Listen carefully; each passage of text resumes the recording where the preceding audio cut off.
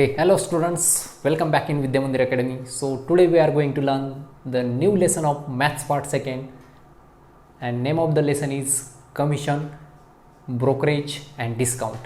So commission म्हणजे काय, brokerage म्हणजे काय आणि डिस्काउंट म्हणजे काय याबद्दल डिटेल डिस्कशन आपल्याला ह्या लेसनमध्ये करायचे. So first of all first term आहे त्यातली, that is principal. So what is mean by principal? This principal is not a college principal. Okay, this is one commercial term, and this principle means what?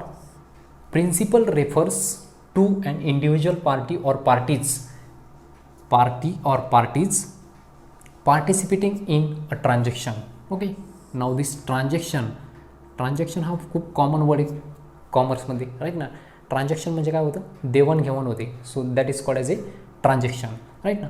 मग देवाणघेवाण करताना ज्यावेळेस तुम्ही मार्केटमध्ये जाता त्यावेळेस ट्रान्झॅक्शन करतो आपण. ट्रान्झॅक्शन करतो म्हणजे काय होतं, तिथे दोन व्यक्तींचा समावेश असतो, एक तर सेलरचा आणि दुसरा म्हणजे बायरचा.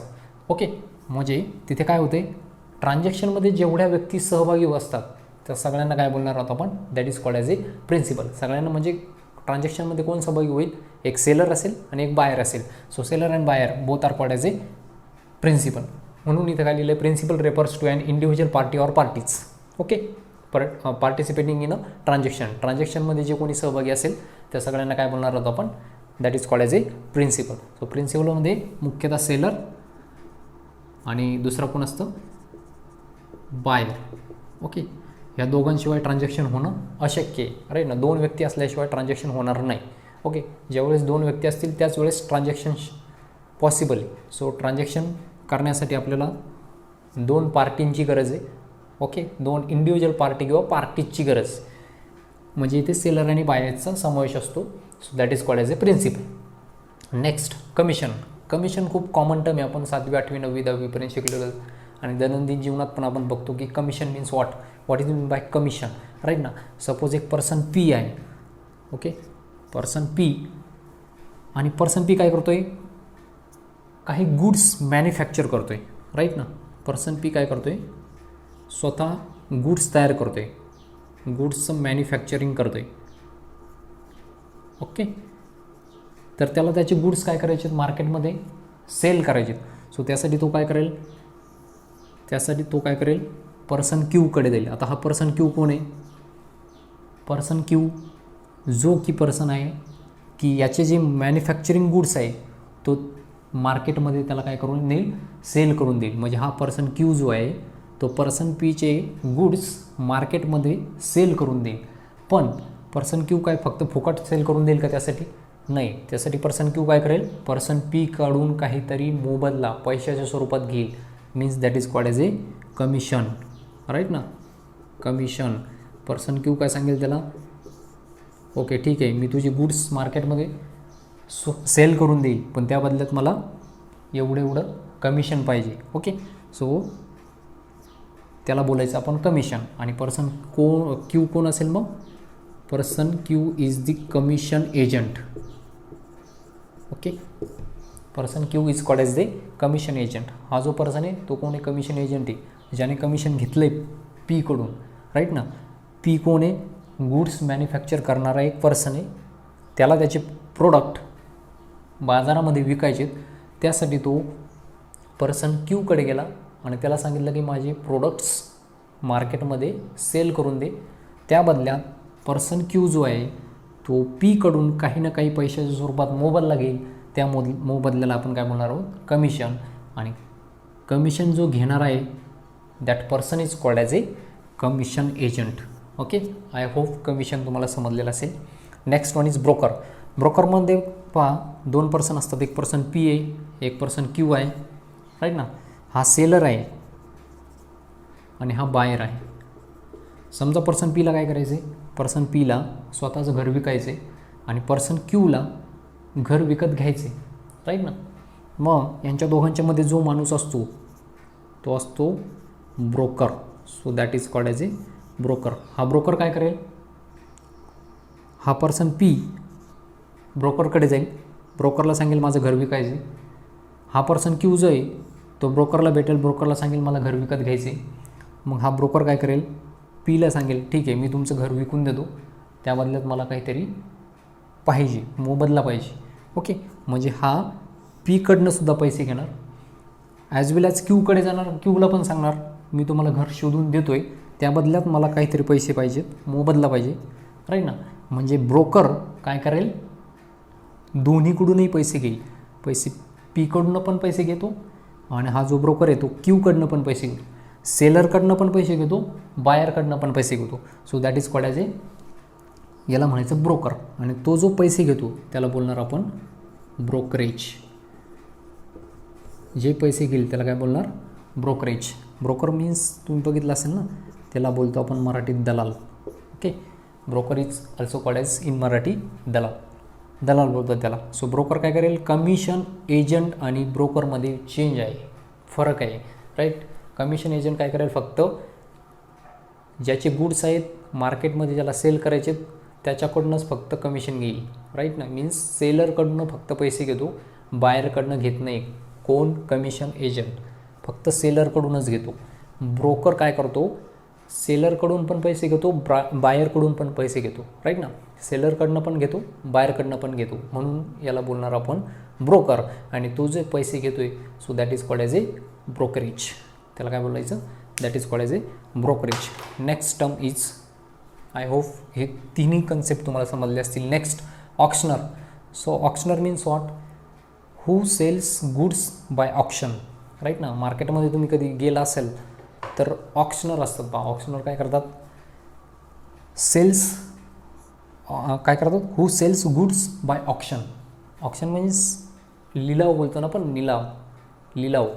तो लिलाव करून काय करतात, गुड्स सेल करत असतात, राईट ना. ही sells goods to the highest builder, right ना. मग काय करतात, सपोज मार्केटमध्ये आपण कांदा नेला तर कांद्याचे काय करतात, निलाव करतात, बोली लावली जाते. मग जो कोणी बायर असेल, राईट ना, जो बायर असेल, जो हायेस्ट किमतीला तो विकत घेईल, हायेस्ट किमतीला विकत घेईल कोणाकडून, ऑक्शनरकडून, राईट.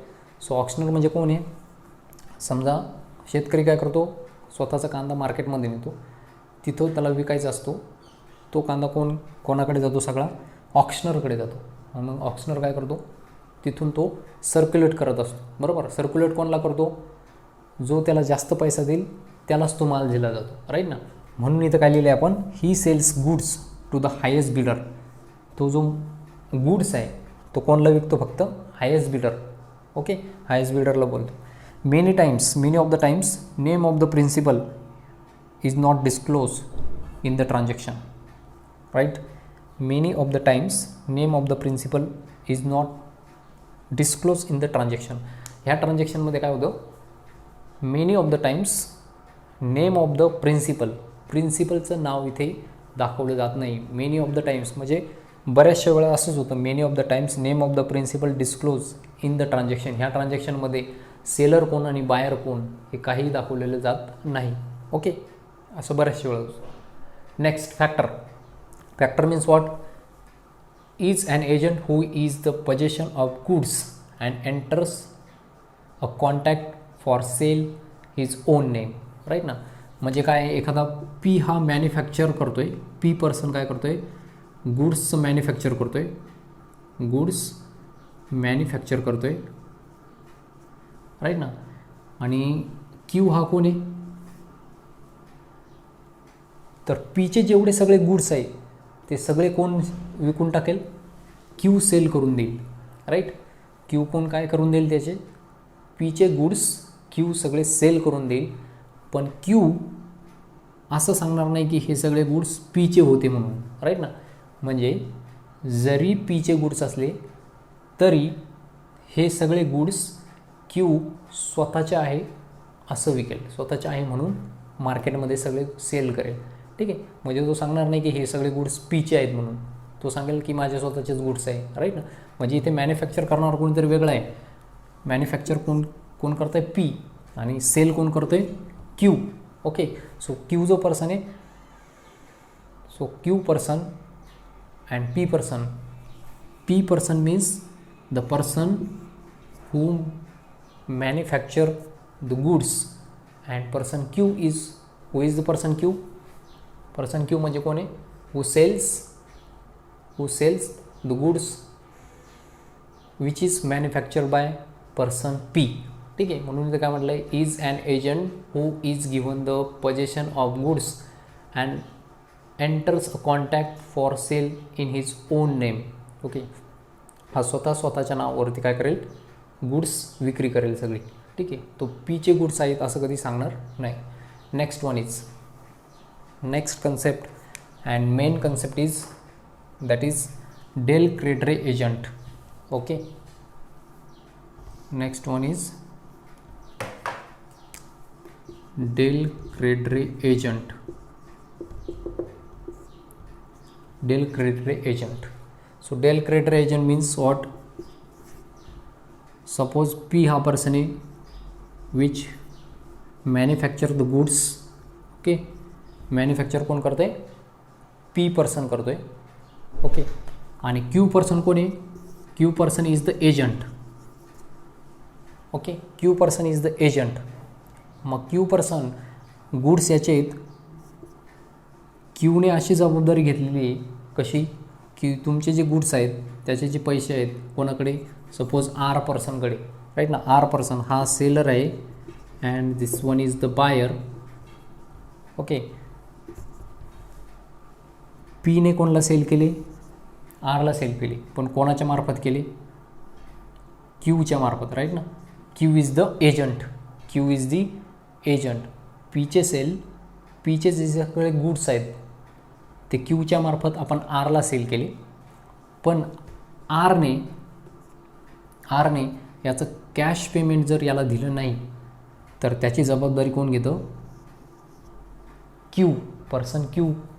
ओके, म्हणजे विकलेले प्रोडक्ट्स, याने विकलेले प्रोडक्ट्स आणि याचे पैसे जर याला मिळाले नाही तर याची जबाबदारी कोण घेतं, क्यू हा पर्सन जबाबदारी घेतो. So that person is called as a del credere agent. So that person is called as a del credere agent. So del credere agent means काय, सेलरने जो काय त्याचा माल विकला आहे कोणाच्या मार्फत, क्यूच्या मार्फत, पण आरने काय केलं आहे, पीला कॅश पेमेंट दिलंच नाही, पीला पैसे दिलेच नाही. सो पैसे दिले नाही तर पैसे कोणाला द्यावं लागतील, क्यूला पैसे द्यावं लागतील, कोणाला, पी या पर्सनला, राईट ना. म्हणजे याने याची जबाबदारी घेतली, तुमचे पैसे हा देईल, कोण, person Q. So that person Q is called as a del credere agent. ठीक आहे, म्हणजे क्यू काय करतो, पर्सन क्यू काय करतो, पर्सन क्यू जबाबदारी घेतो कशाची, विकलेल्या मालाचे पैसे जे आहेत जर आरने दिले नाही, आर बोलला की माझ्याकडे आता कॅश पेमेंट द्यायला नाही आहे, सो ते पेमेंट कोण देईल, मग तोपर्यंत तो पेमेंट क्यू हा प्रोव्हाइड करेल कोणाला, पीला. So the person Q is called as a del credere agent. I hope del credere agents मला समजलं असेल. Next concept is discount. Okay, so discount generally सगळ्यांना माहिती आहे. There are two types of discount. First one is trade discount and second one is cash discount. Trade discount means what, it allows one trader to another trader, right ना. हा दोन ट्रेडरच्या मार्फत दिला जातो, दोन ट्रेडरमध्ये असतो फक्त, राईट ना. One trader to another trader, एक ट्रेडर दुसऱ्या ट्रेडरला जो डिस्काउंट देतो त्याला बोलणार आपण trade discount. Okay, it is given on the catalogue price, list price and market price. आणि हा जो डिस्काउंट दिला जातो तो कशावरती, कॅटलॉग प्राईजवरती दिला जातो किंवा लिस्ट प्राईजवरती दिला जातो किंवा मार्केट प्राईजवरती दिला जातो. आता ह्या catalogue price, list price and market price तिन्ही डिफरंट नसून एकच प्राईज आहे, राईट ना. वस्तूवरती जी मार्केट प्राईज असते तिलाच आपण कॅटलॉग प्राईज बोलणार, तिलाच आपण लिस्ट प्राईज बोलणार किंवा तिलाच आपण मार्केट प्राईज बोलणार. ओके, वस्तूवरती जी छापील किंमत असते तिला बोलायचं आपण कॅटलॉग प्राईज और मार्केट प्राईज और लिस्ट प्राईज. ओके, सो हा जो डिस्काउंट येतो कशावरती दिला जातो, इन जनरल लिस्ट प्राईजवरती दिला जातो किंवा मार्केट प्राईजवरती किंवा कॅटलॉग प्राईजवरती दिला जातो. आणि कॅश डिस्काउंट हा जो डिस्काउंट आहे तो कॅश पेमेंटवरती दिला जातो. याच्या नावातच त्याचा अर्थ आहे कॅश डिस्काउंट. हा जो डिस्काउंट आहे तो कॅश पेमेंटवरती दिला जातो म्हणून त्याला बोलणार आहोत आपण, this is called as a cash discount. So these are the all commercial terms which are helpful in chapter number 1. Okay, ह्या सगळ्या टर्म्स ज्या आहेत त्या आपल्याला यूज करायच्या आहे पुढे एक्सरसाइज सॉल्व करताना. त्यासाठी ह्या सगळ्या बेसिक टर्म्स महत्त्वाच्या आहेत. Now there are some important formulas. Okay,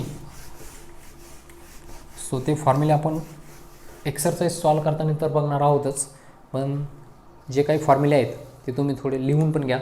first formula आहे invoice price. Okay, invoice price. So what is mean by invoice price. आता इनवॉइस प्राइसचा फॉर्म्युला आहे पहा. इनवॉइस प्राइसचा फॉर्म्युला दिला आहे आपल्याला list price minus trade discount. Invoice price is equal to list price minus trade discount. Okay, आणि what is mean by trade discount. Trade discount means तो कशावरती दिला जातो, हे बघा लिस्ट प्राईजवरतीच दिला जातो.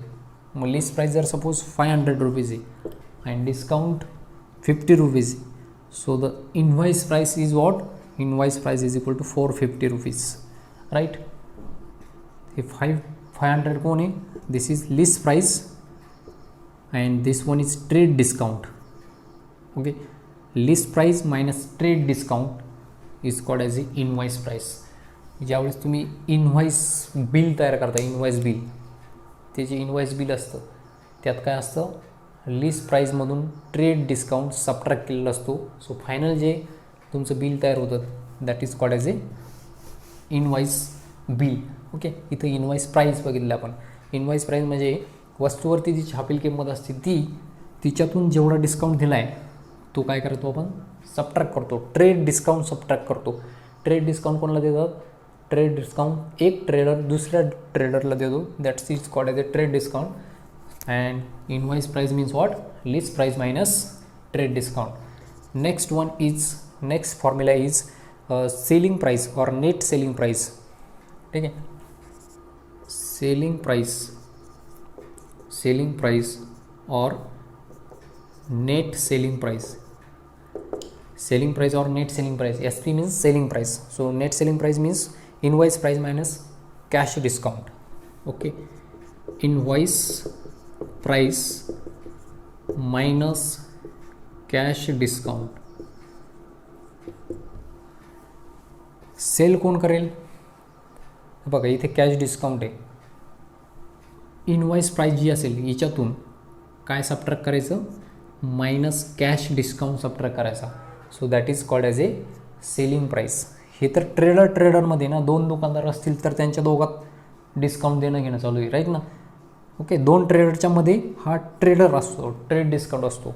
आणि कॅश डिस्काउंट कोणाचमध्ये असतो, shopkeeper to customer, shopkeeper to customer. मग हा शॉपकीपर काय करेल, इनव्हॉइस प्राईस बघेल त्याची आधीची आणि त्यातून कॅश डिस्काउंट मायनस करून जे काय गुड्स विकेल that price is called as a seller price.